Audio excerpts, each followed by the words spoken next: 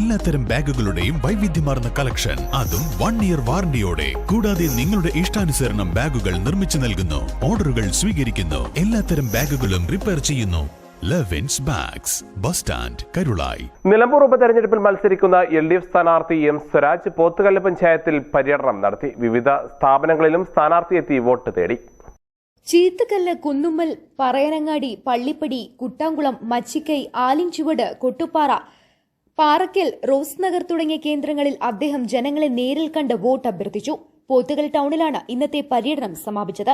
രാവിലെ catholicate higher secondary school Pothukal, Nettikulam UP school, കുടുംബാരോഗ്യ കേന്ദ്രം Pothukallu, Vivekananda vocational higher secondary school, Vivekananda college, Karunalayam, Uppada വൃദ്ധമന്ദിരം എന്നിവിടങ്ങളിലും സ്ഥാനാർത്ഥി സന്ദർശനം നടത്തി.